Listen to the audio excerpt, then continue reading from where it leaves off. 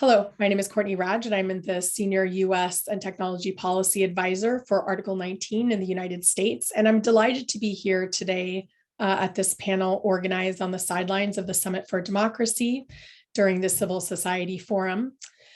We are going to discuss today, over the little less than an hour, the intersection of technology and freedom of expression.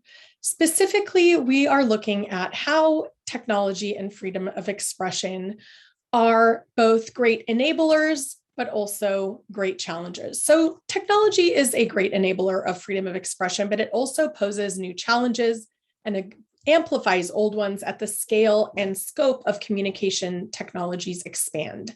The dream a decade ago of social media and digital communications heralding a new era of citizen engagement and democratic promise has been shattered by the monopolization of the information system by a handful of platforms whose design and approach has deepened polarization, nurtured extremism, and provided new tools to those in power who would manipulate and control the public sphere.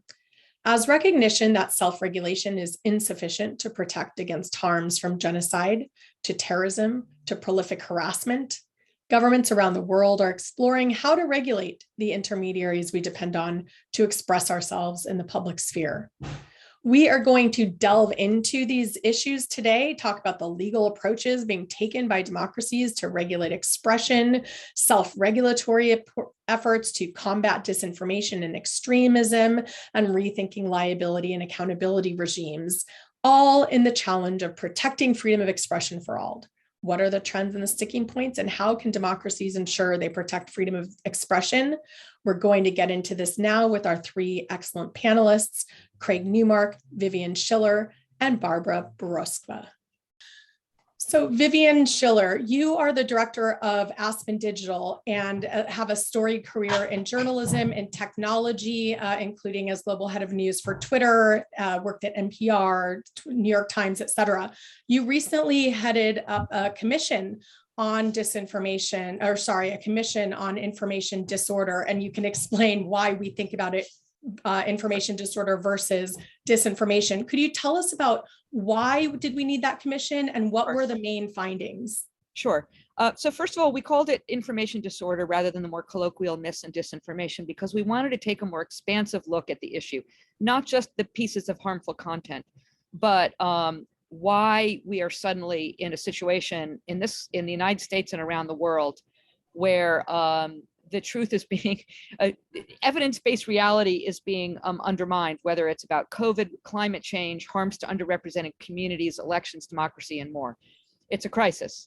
And so this group came together, and I should say the work of this group was informed by the global context, but focused on the United States to try to come up to sort of cull the best ideas that are out there from researchers, policymakers, some of the good work of tech companies, and more to try to come up with a portfolio of actionable solutions that might make a dent in the problem. So the commission bundled the recommendations around three priorities: reducing harms, increasing transparency, and building trust. So I don't know that we have time to go through all of them, but I'll just mention, for example, in the category of increasing transparency, those included recommendations about protections for researchers and journalists to access data through online platforms and enabling and empowering and frankly enforcing tech platforms to provide that non-personally identifiable public data for study to understand some of the roots of how content travels and how harmful content is being targeted.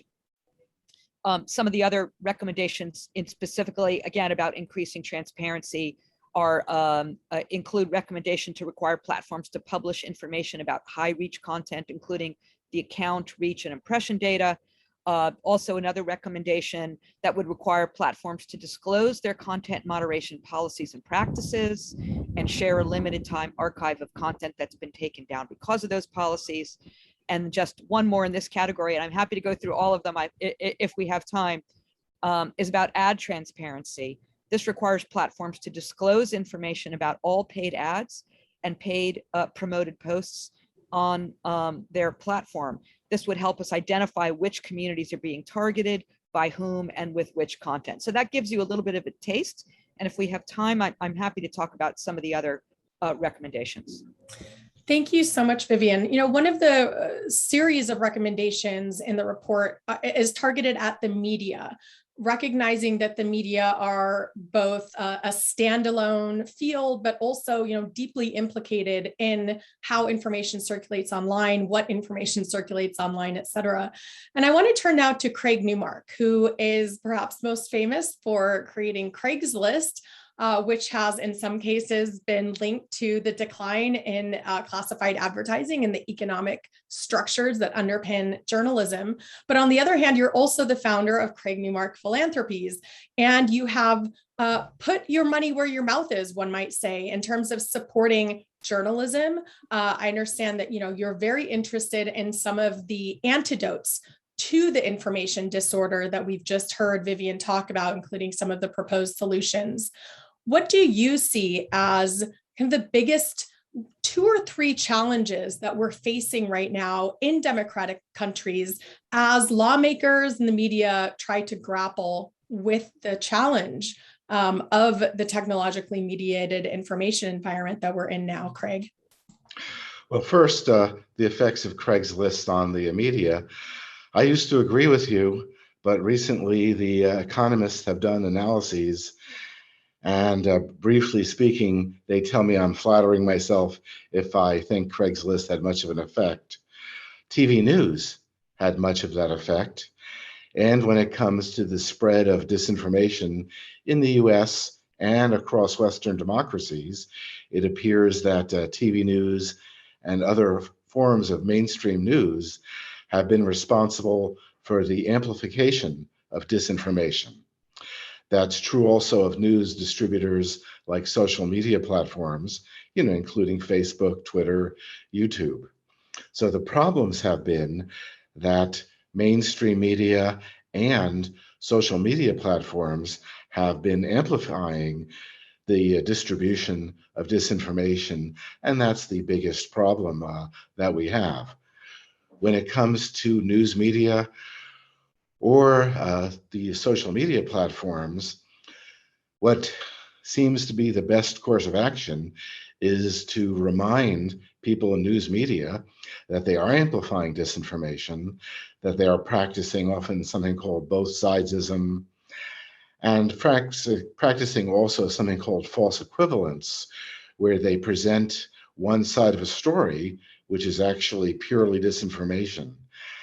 And I have a lot of faith in the people who work at news outlets, and they tell me that they want to be reminded over and over again that what they're doing isn't ethical, it isn't trustworthy, and to help them present that to their management with the hope that their management will commit to trustworthy behavior.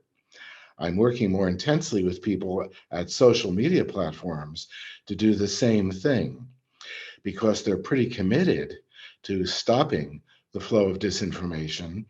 They seem to have increasing strength in social media platforms, and that strength is about to increase in the near future. So I guess I'm speaking as a nerd who believes in people. I just keep working with people inside organizations, helping them do what they know is the right thing. I'm only committed to this to the next 20 years or as long as I live, and I will do so persistently.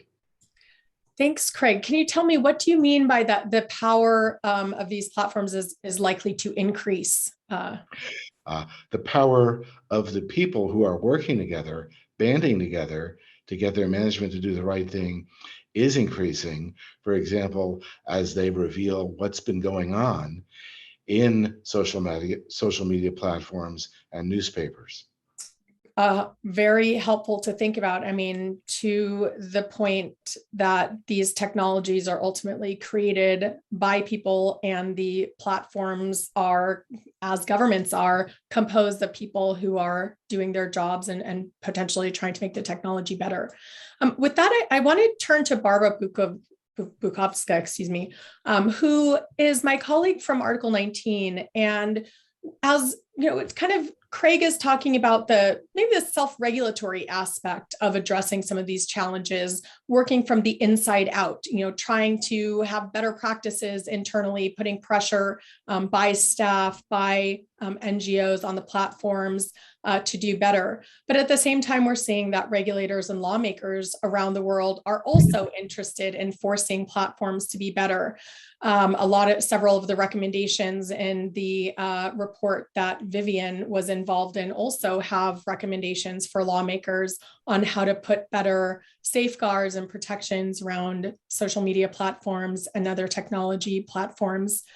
So, Barbora, what should we be thinking about as we figure out how we try to balance between safeguarding and perhaps mandating greater transparency of these platforms while still protecting freedom of expression?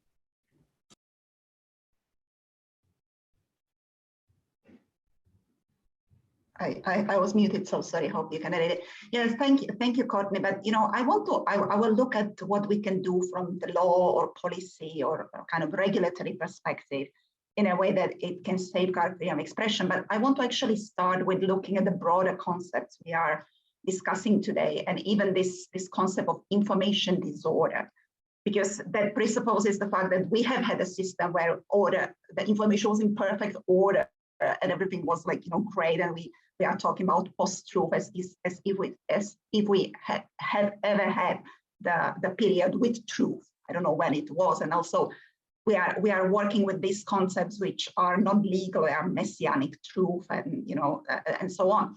And so what we rather talk about is more information ecosystem or the information evolution, right? Which has a lot of problems, and there are really problems, and there are real issues with disinformation or hate speech causes.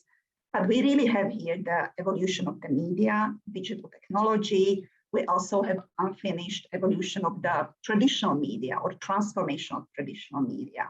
And that's what Craig was talking about, the polarization there, decline of the standards, media, broadcast media becoming more and more polarized and bipartisan or partisan.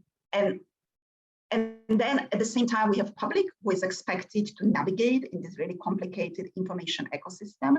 But then at the same time, we also have severe economic crisis, right? So we have the crisis, market failures, inequality in a society.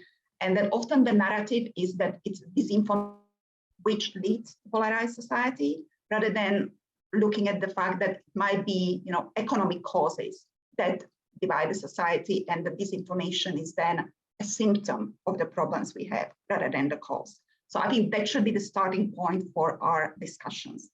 And also that the human rights framework actually provides us with a framework for this issue.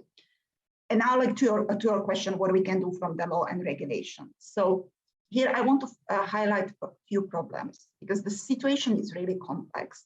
And what we see when we look at the governments and international bodies that are trying to regulate the system, we actually often see that they are sending more political messages and want to show that something is done, rather than investing really proper time to look at underlying causes of these problems, and really investing in finding the solutions which will be evidence-based, and where we have really good background to think that they will really solve the problem at hand, right? Which they are not doing. So they are coming with these partial laws, these very vague laws. They are trying to, regulate certain content of speech, or telling the companies you must remove this content very quickly, and so on. And this then leads to very vague and overbroad legislation. And it also puts companies, not democratically elected institutions or courts or adjudicatory bodies, who have tools and are actually responsible to interpret the law in making the decisions of what people can say and what they can't say online. But also on the other problem, or on the other side, the states are actually not really looking at the ecosystem in which these companies operate. Because if we look at the at those few companies we are talking about, because there is internet and then the digital companies are numerous, but when we look at the problems, it's really few of them: Facebook, Twitter, Google, and now like emerging ones. None of these problems with disinformation would exist if these companies did not have a majority of the planet on their platforms, and they didn't have the business model which they have at present.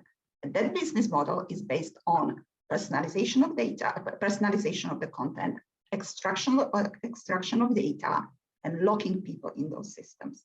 So if we want to resolve the problem of disinformation, we can't be, or other problematic content as hate speech or terrorism and whatever, we must look beyond that content. We must look at the infrastructure in which these companies operate, address their dominance, address their business model, and to allow competitors and alternative players with better business model to enter to the market. And also to those big companies, and going back to what Craig said, that the self-regulation doesn't work, it's really does not work. And then they will not change the business model, and they are made by the regulators to do so. And then we can look at what regulation we will have that will respect human rights and will be not detrimental to freedom of expression of all of us and to the society. Great. Well, I think it's really refreshing that, finally in 2021, we are talking about the business models, because I think that there have been, people who have thought that the content moderation debate is somewhat of a, an attention grabbing issue, but not really getting down to the fundamental issues that are at the root of many of the problems that we're talking about: the targeted advertising, the manipulation of emotions and sentiments. Vivian, in the report that you guys recently released, there are some recommendations around targeted advertising.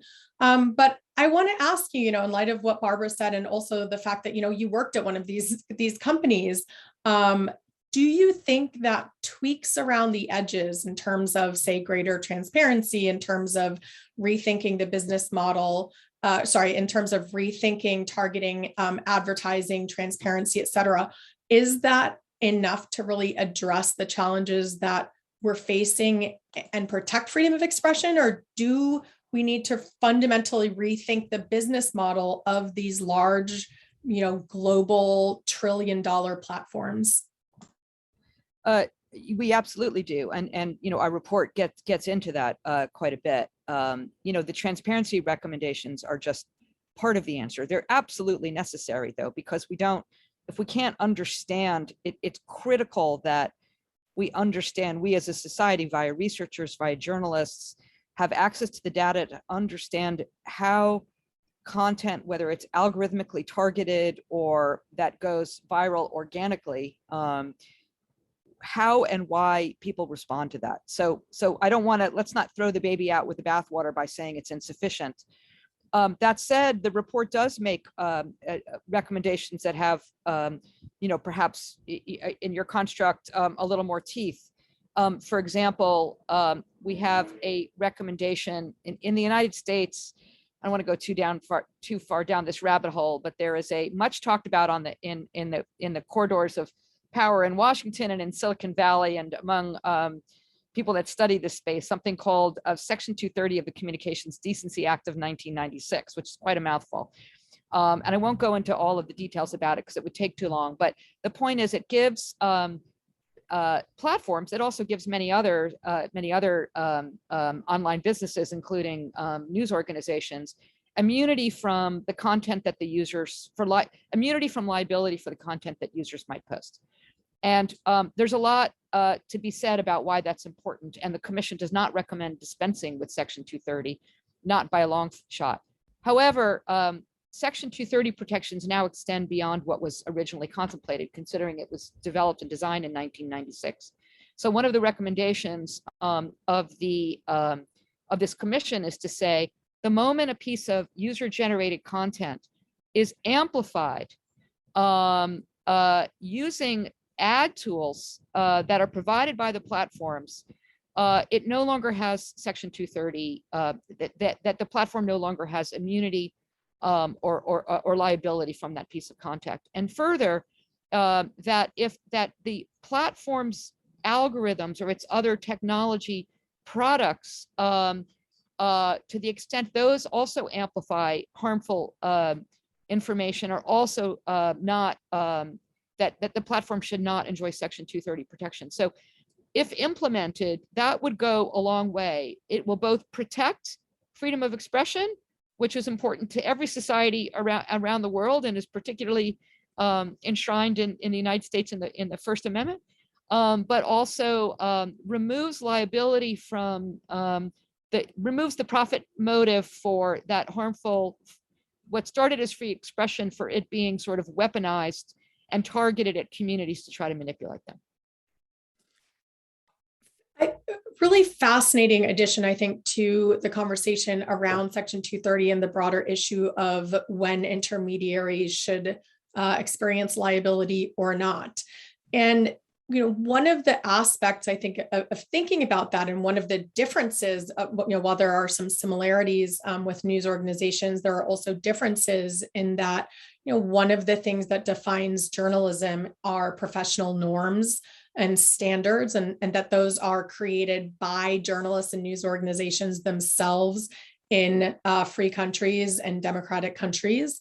And today, when we think about kind of news integrity and trust, we also need to think about that in the technological environment.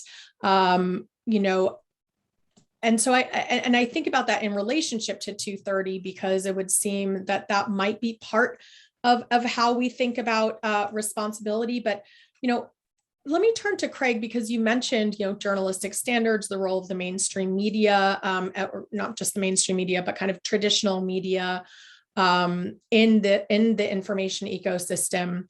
There are a lot of interesting kind of news integrity initiatives, how to, indicate trust online. Can you talk about some of those, the ones you think most interesting or promising, and how that might offer kind of a self-regulatory approach to addressing some of these problems? There are two paths, I think, to this end.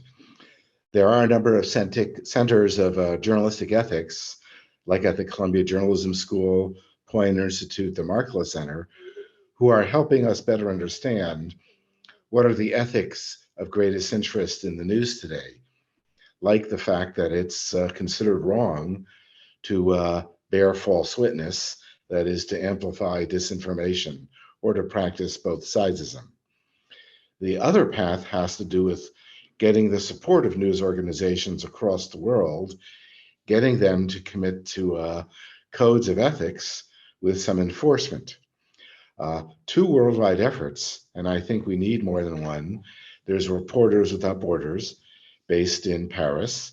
They have the Journalism Trust Initiative, which is signing up news outlets across the world to commit to codes of ethics which encourage trustworthy behavior, and then have enforcement regarding untrustworthy behavior. The Trust Project in the US, a project unto itself, is doing similar things with a more focused approach on codes of ethics and enforcement. Right now, the enforcement mechanisms for the Trust Project are being put in place, with the Journalism Trust Initiative just falling a little bit behind. The idea is that if a news outlet or news distributor wants to be considered trustworthy, they would commit to the principles of the Journalism Trust Initiative or the Trust Project and subject themselves to compliance requirements. And if it turns out that they're not being honest with people, they can be called out. So these are things that are genuinely happening. They are in process and accelerating. I'm pretty glad that there's two of them, because the more targets there are out there for bad actors who practice disinformation, life is harder for them if there's too many targets to go after. This is a kind of self-regulation. I'd like to believe there's a role for regulatory bodies and governments, but I do know in the US, the environment is probably too toxic for them to make much progress. And I am aware also of countries elsewhere where bad actors have taken full control. So there's probably no hope for this kind of thing. And how how does that though translate in the technologically mediated information environment where you can be the most ethical news organization, have the best journalism ever, but if the algorithms don't amplify that content and make that content visible, if it gets drowned out through coordinated online harassment, how are these initiatives dealing with that? And if so, how? Well, I do know what happens in some of the biggest social media platforms. The problem is that they do have people who are really good at ferreting out inauthentic sources of information. They're pretty good at identifying who are the disinformation super spreaders. The problem is that the social media platforms don't do the easy part when they know who's attacking the US or any other Western democracy. For reasons unknown, they just refuse to take action. Typically, the social media platforms know who is spreading disinformation. They've tuned their algorithms to amplify the spread of that disinformation, but for reasons which I really don't understand, they make things worse by tuning their algorithms to spread disinformation. Why? I don't know. You'd have to talk to someone who knows human social behavior, and I'm a nerd. It's like, have you met me? Thanks, Craig. Well, with that, I want to go to Vivian because you worked at Twitter. You were the head of global news, hence I would assume that you would like to have had news amplified over disinformation. What Craig's saying, does that ring true? And when you think about, say, some of these new, news integrity initiatives and trust initiatives, are those part of the answer for tech platforms?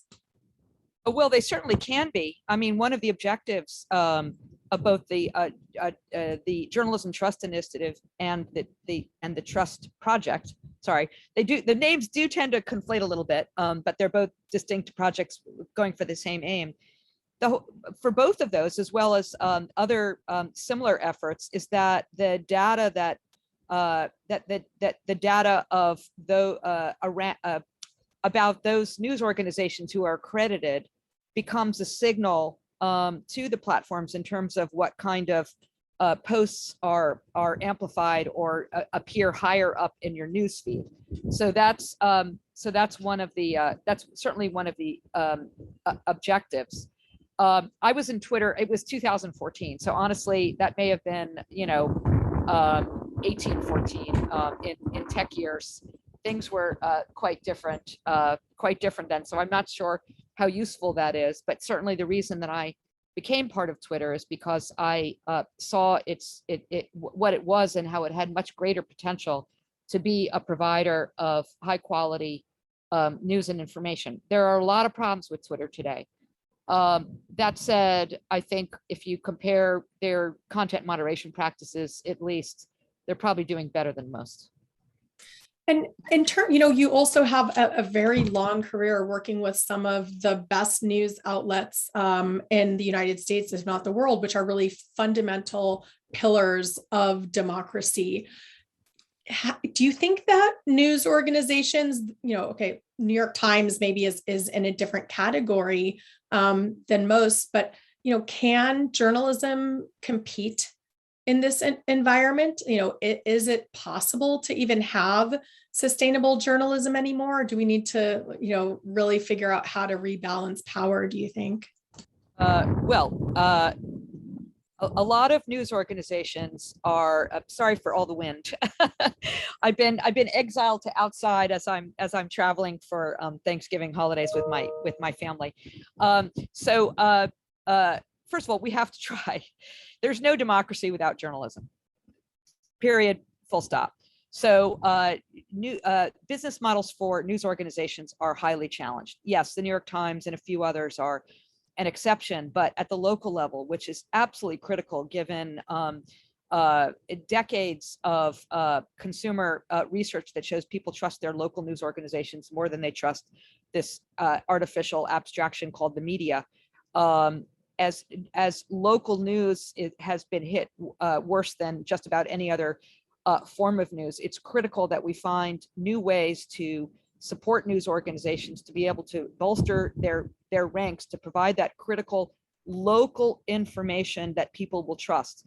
First of all, when there is no local news, that void is filled with all kinds of noise and garbage that might appear on a Facebook, a private Facebook news group, or on Nextdoor, or on what are now being called pink slime sites, which are basically that means these are highly partisan publishers spewing information not based in fact, masquerading as local news.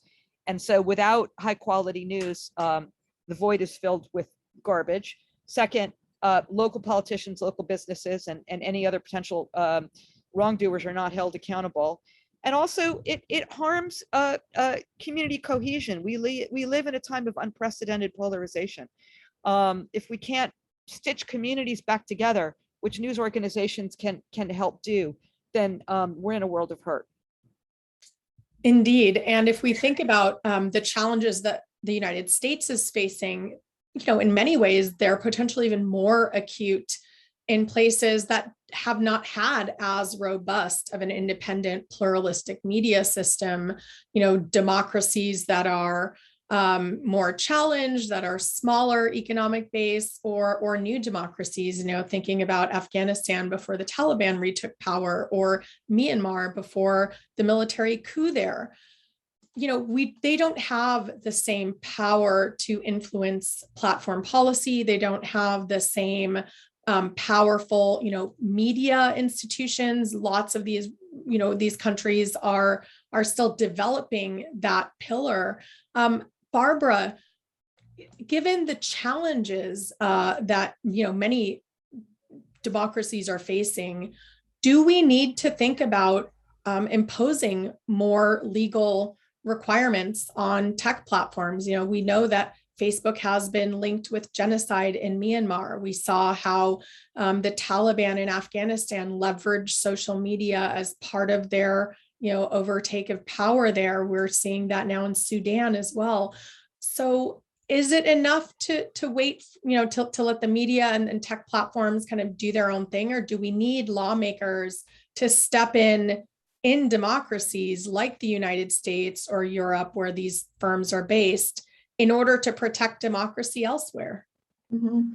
Well, we already have this initiatives happening in the democratic countries. So like in the European Union, we have this proposal, the Digital Services Act and Digital Markets Act, which is looking at the platform regulation and the obligation that can be imposed on them by the regulators. But I think that we need a board of cautions, and also with this, the fact that we are here talking about the Democracy Summit. But I agree with what Vivian said about the problems in the media and how the void is filled with a lot of garbage. But I wouldn't be taking this brush stroke for whole world, because we also have the countries where we don't have free media at all, right? When the media are controlled by the government, where independent investigative journalism can't be officially functioning or doesn't have an access to these official outlets. And we don't even have to go as far as you said, Courtney, to Afghanistan. We can go to Poland or Hungary. Like Poland, all the local press was recently purchased by the government conglomerate, actually the electricity company or energy company. So and for them, the social media are the way to report independently and get this information to the news, right? So when you talk about the regulation, you also need to think of what are the democratic institutions in the country, whether we have independent courts, whether we have independent institutions, independent regulators, and whether the legislation, which might be okay or might be solving some of the problems, let's say in the EU, how this will be applied in some of these other parts of the world, or copycat when we don't take these other issues into consideration.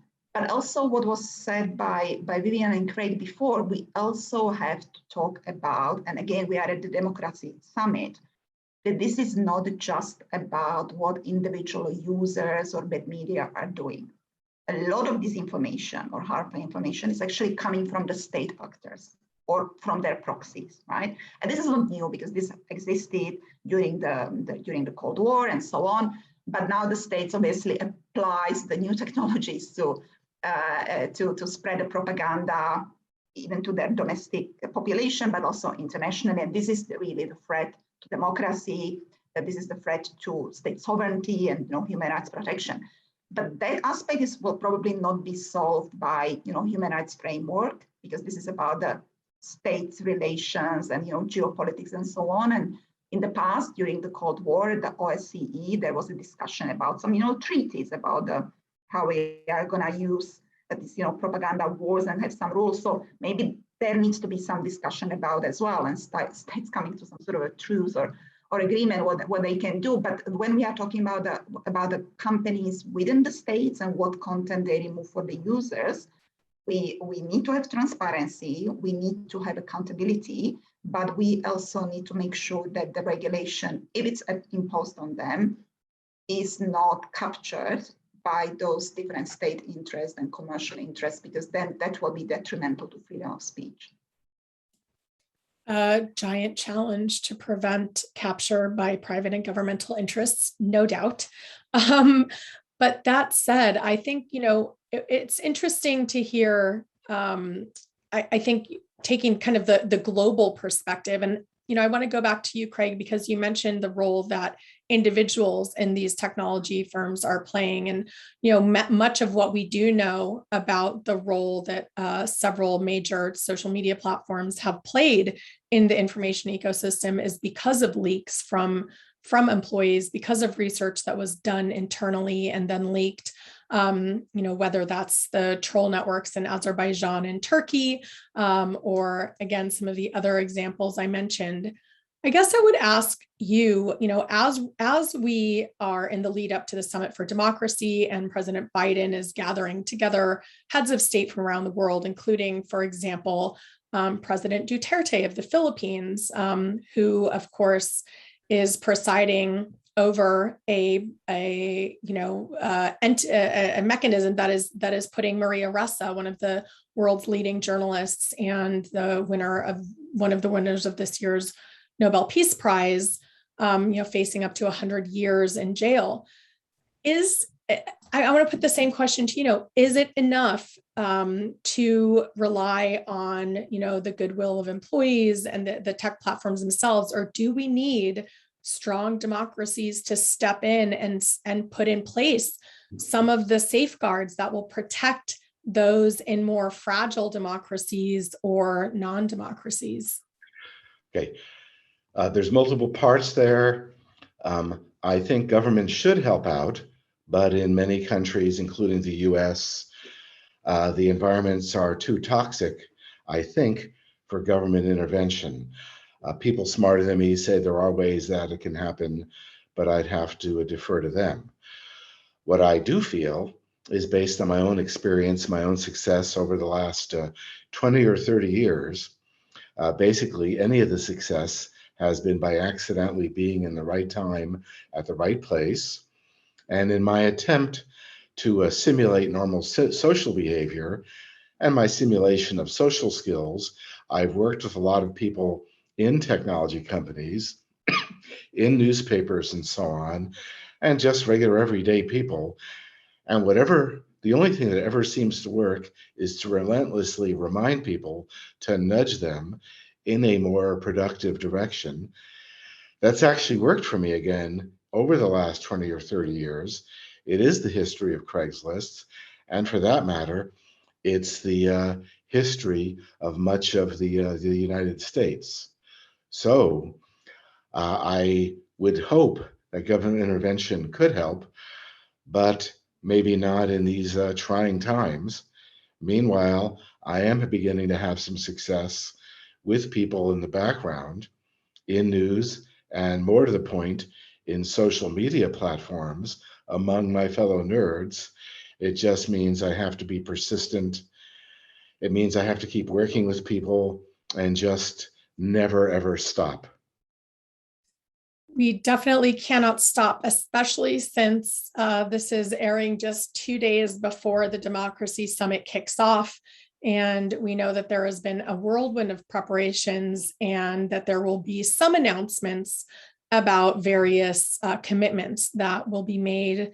We understand that that is likely to come from the states themselves, and there will be another summit next year in person where we'll see how those states do. So as we wrap up this session, I'd like to just ask each of our panelists briefly, what would you like to see, 1 or 2 commitments coming out of the summit from these invitees who are, most of them so-called democracies, some living up to the term better than others.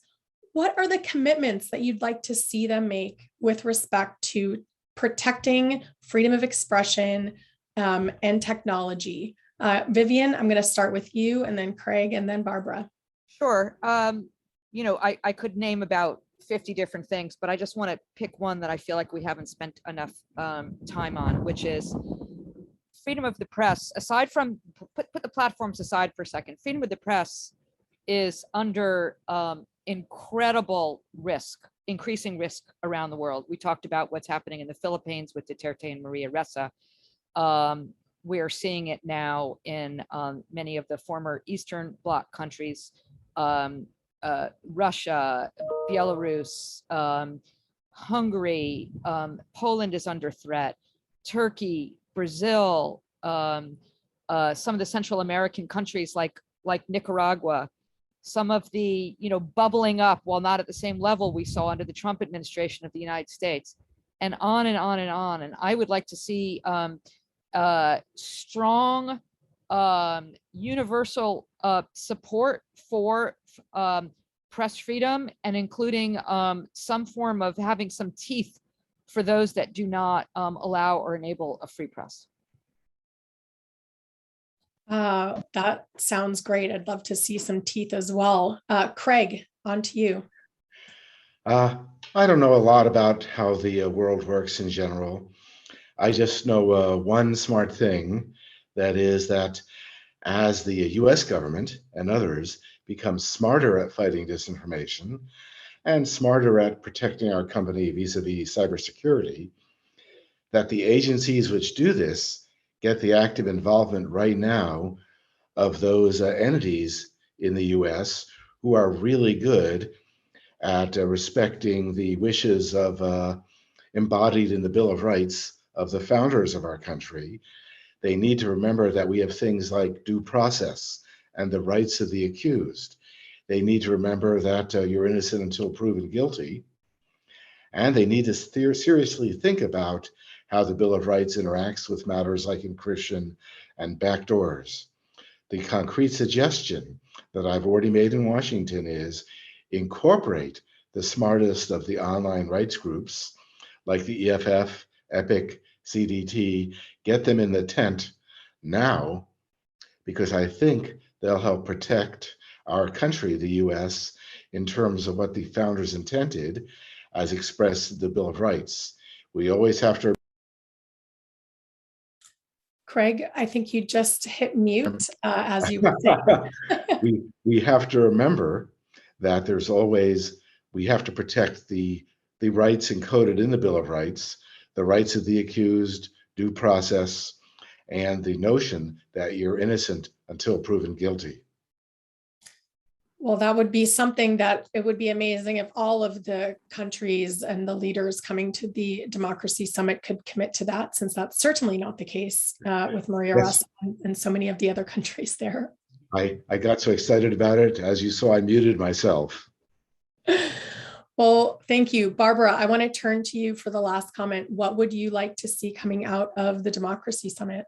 So I think that we actually, to just recapitulate the problem, is that actually what our discussion shows is that we have a very difficult task at hand, because I think the problem can be summarized with the sentence that some people want the companies to protect us from the government, and then some people want the governments to protect us from the companies. So it's really a conundrum which we have, and it will not be easy to come to the solution. But I think that the summit is more broader than digital technology. and to what I said at the very beginning, is that we really need to see these issues in their complexity. And we really need a commitment to solving these underlying social causes, which we have in the society, to address inequality, to address the independence of the institutions, rule of law, and so on, because any of the problems we have with the companies will not be solved if we don't address those underlying problems. But also we need a recommitment to the freedom of expression standards, which the governments often conveniently forget. And also that the commitment to freedom of expression doesn't involve only restraining themselves and not to like arrest journalists and so on, but also create this, conducive and enabling environment for freedom of expression, for different voices to flourish, but also for different types of the media.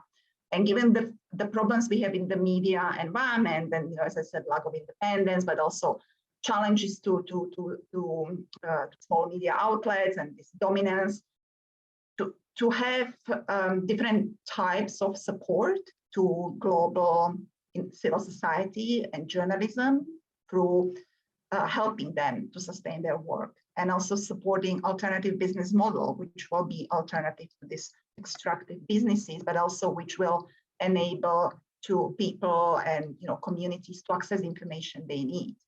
And then we also need transparency, not just from the companies, but also transparency from the government. So transparency over their actions, access to information, and clear communication from the states over their actions and over their policies. So media, civil society, and citizens can also scrutinize their governments. So that would be my hope, that the Global Democracy Summit commits to or recommits to these standards. Thank you, Barbora. Obviously, we can't just choose one when there are so many things that we really need to come out of this democracy summit. And, I want to thank our panelists, and maybe I'll just add my 2 cents here. I'd like to see a doubling down from the government to provide better access to information and not require journalists to always go through FOIA, because when you have better information that will make journalism better, that information will then be available in lieu of the disinformation that circulates so easily.